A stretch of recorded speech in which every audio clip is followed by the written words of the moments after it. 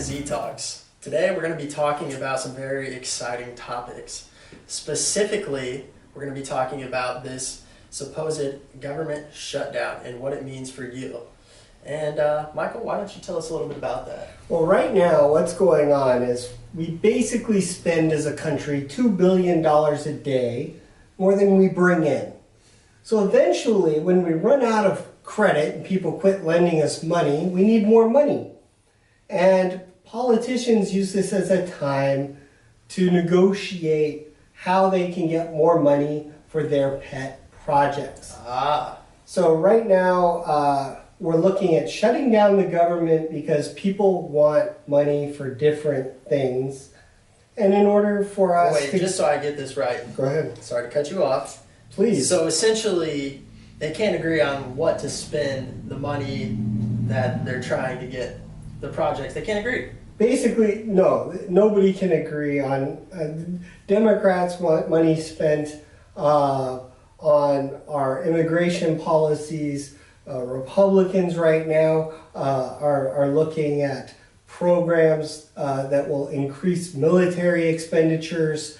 And then there's some people who are saying, stop the spending, stop the madness. We don't need any more debt. Gotcha. Because, these people in power, they're not the ones going to be paying this money back. No. They're going to be dead within 10, 20 years. These are all old people. So this is debt they're giving their grandchildren. So the Z generation. Z generation, unfortunately, is getting this debt handed to them. Wow. And the millennials. What a nice parting gift. What a nice parting gift, exactly. So what can Gen Z do about it? Well, they need to speak up right now. And they need to say, look, you got to start paying for our college tuition because we're going into debt more than any generation before we even get to the workplace. Right. Then you're going to ask us to pay for your retirement and your healthcare system that's underfunded.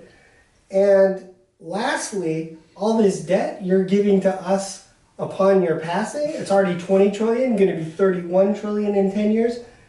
And they're borrowing it from places like the Social Security Trust Fund. They took 5.2 trillion, so there really is no trust fund. They borrowed it. All of this so that the rich can get richer, and 95% of that money going to people over the age of 60. Right, so basically Gen Z is getting robbed. Oh, without a doubt. Everybody knows that. But Gen Z can't vote yet. They're 18 to 20. Millennials can vote, but they're not active. So they're too busy looking at goofy videos on the internet to understand, hey, sure, you're being robbed right now. Sure, a little too late. Yeah, but some of them will do really well because if their grandparents have stocks where this money is going from the government to stocks, they'll inherit a boatload. Benefit. But if you don't have rich grandparents, you're going to be paying for this debt without that inheritance. Wow. Yeah. Implications are pretty huge. The implications are very huge. And right now, if I'm a millennial, I'm going to be telling my congressman, I'm going to be telling my senator, no more debt.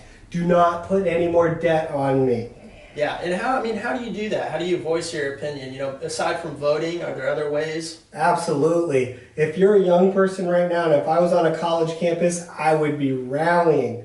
I would be screaming at the top of my lungs, making it really clear to everyone, no more debt for us, please. For God's sake, give us a chance. Yeah, I've been to some of those music festivals that Gen Z likes. They're definitely good at coming together and screaming and being vocal. So just do that to your politicians. And if you are over the age of 21, you better be voting. And if you're under the age of 21, you can still make your voice heard. You can still call your Congress people. You can still call your senators. You can send them emails. You can put out posts. But make sure you fully understand what's happening. They're borrowing against you. Yeah, educate yourself. Educate yourself. Absolutely. Yes. And if this government shutdown happens, it kind of hurts our government because we look like we can't pay our bills, which makes it less likely that China is going to keep financing our country. So it could be big trouble, potentially. Well, it depends on how it works out. It's pretty much a negotiation tactic. The main thing that no one is saying, I'm not hearing it on Fox fake news or CNN libtard news. I'm not hearing it anywhere. Nobody is talking about Generation Z and the millennials being robbed. No, they're being forgot about completely. Yeah, well, it's very callous. I mean, you're telling these young people, no, you're going to have to support a lot of old people. You're going to be paying for their health care. You're going to be paying for their retirement. Plus, you're going to be paying for all the debt, and we're going to give you a lot of student debt on top of that. Good luck, folks. Wow. Yeah, it's lucky you. Yeah, lucky you. And I'm wondering, I think Bernie Sanders said a few things a little bit, but I don't really see any politicians talking to millennials right now. Right, because they're not voting. Exactly. They don't think they have any polling power, so why cater to the demographic? Exactly. I'm highly concerned. I believe that the legacy that we give the next generation is our legacy. That's the only thing that matters in our life is the condition that we leave the planet in when we leave it. I agree completely. And as a millennial, I can speak, it does seem that there seems to be this trend where the older generations kind of lay all the problems on the younger ones. And it's just a demographic issue. When Social Security started, there was 13 people taking care of every retiree, Sure. and the retiree typically lived a year and a half. Right now, there's about three people to every retiree, and their retirements are 20 and 30 years, and those 3 people are paying for that health care and that retirement. And then as we get on, it's going to move down to 2 people per retiree. So if you and I have got to pay Sure. for a guy, a person in their 70s health care and pay for their retirement, that doesn't leave a lot in my wages left for me and my family. Yeah, I haven't saved for that other guy yet. Yeah, well, that's the way the system is. You pay for the future.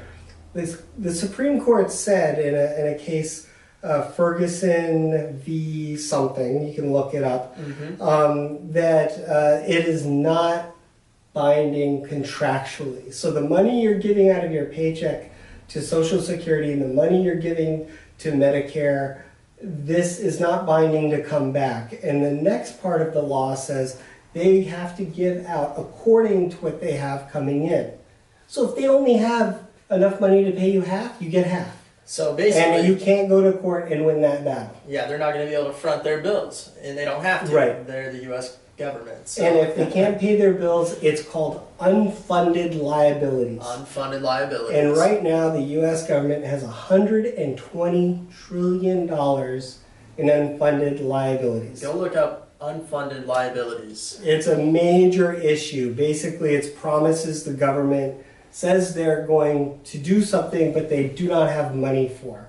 Interesting. So it makes for a very interesting future, and I think millennials and Zs need to plan and work together and find new ways of living, preparing for what will come down the pike. We know for sure because the debt is there and it's growing.